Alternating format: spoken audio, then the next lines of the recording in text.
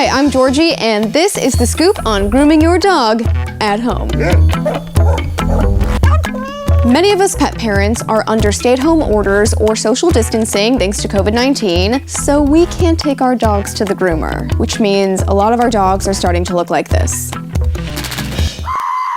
So I reached out to expert groomer Meghan Lopez of Luxe Grooming here in LA, and she's very graciously offered to share with us some basic but essential tips for how to groom our dogs at home. And she's got the cutest assistant of all time, Pumpkin. Meghan gave us so much amazing advice that I'm actually gonna turn this episode into a two-parter: brushing and bathing. So in today's episode, you are gonna learn how to brush your dog at home properly. That's right, we've all been doing it wrong this whole time. So let's get to the interview so we can all learn how to brush our dogs the right way, because they deserve it. So Meghan from Luxe Grooming in LA, thank you so much for being with me today and sharing your amazing at-home grooming tips.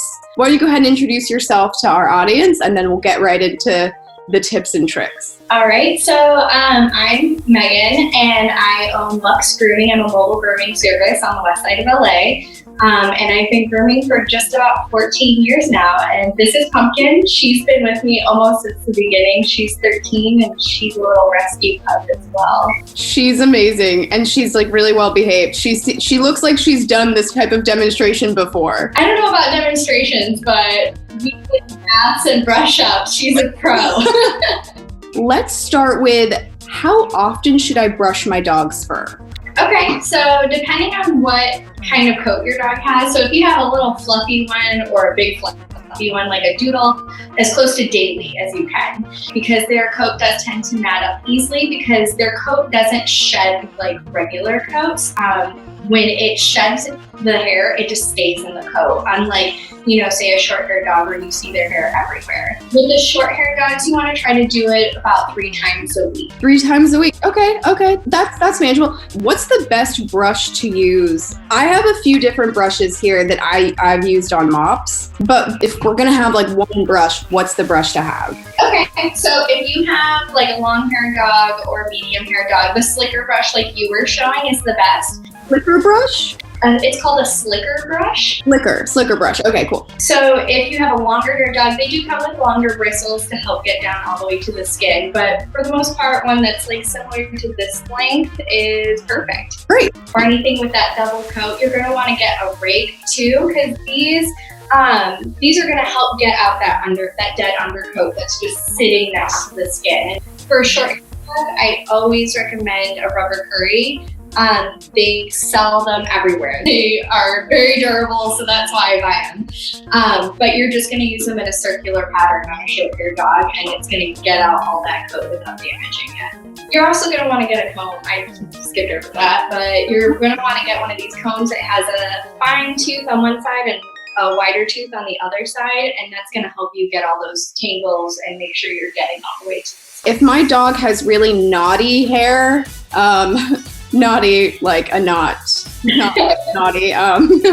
What's the best way to get it out without hurting my dog? So you're gonna want to get a detangler, and you almost never want to brush a coat while it's completely dry. You're just gonna lightly mist the dog with the detangler, and then you'll work the mat from the outside in with your slicker brush and your comb.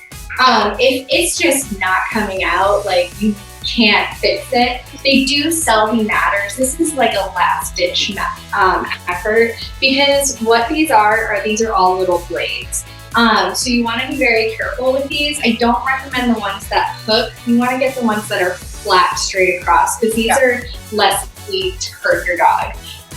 And what you'll do is you will go all the way down to the skin as close as you can, and you'll lightly work it out in almost like a scooping motion up and away from the skin.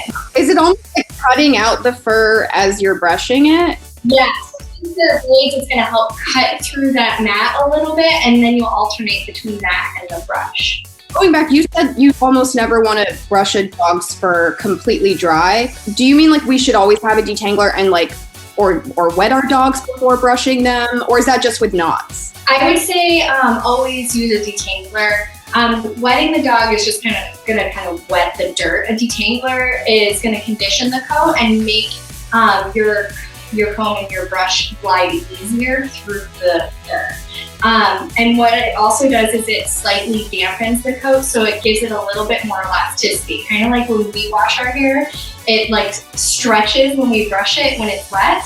You want that same idea with your dog's coat when you brush it out, so that way it doesn't damage it. How do I brush their tail and their ears, especially if they're like sensitive about those areas? So she is sensitive around her face, especially with brushing. So if you have a dog that's just not having it, what you can do is you can just gently, if they're good with their back, start brushing with their back and their legs. And then maybe get the base of their tail. And while they're not paying attention, because they're just like loving it, giving the attention, get the base of their tail. When they notice what you're doing, go back and do a different part and reward them. Good dog, good girl. Give them some verbal rewards so they're like, okay, this isn't so bad. And then, just keep going back bit by bit until they realize like mom and dad aren't trying to hurt me. They're just, brushing out my tail just like the rest of me. And it's the same thing with the ears. If they're super sensitive about it, just gently do it and do the best you can until you can get back to your groomer. What's like a big common mistake that you see people doing when brushing their dog's fur and then they bring them to the groomer?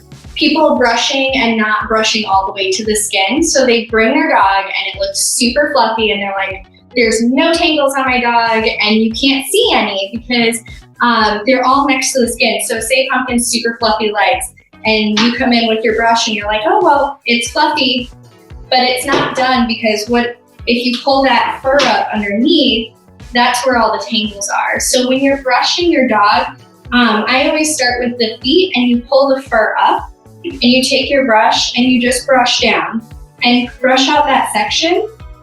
And then you're gonna take your comb and comb through it and make sure all the way down to the skin that you got every tangle out. I love this. Man, now I want to like get in there and like brush mops. Thank you so much to Meghan again. I don't know about you guys, but I didn't know half that stuff. It's all crazy. Who knew that brushing our dog's hair was more complicated than brushing our own? Honestly, I didn't. Definitely watch out for our next episode of The Scoop, where we are going to go over how to bathe your dog at home with Meghan. If you found these tips helpful, please share this video. And if you have any extra grooming tips, leave them in the comments. Share the wealth. Thank you so much for watching. I'm Georgie, and I'll see you next time on The Scoop. Bye!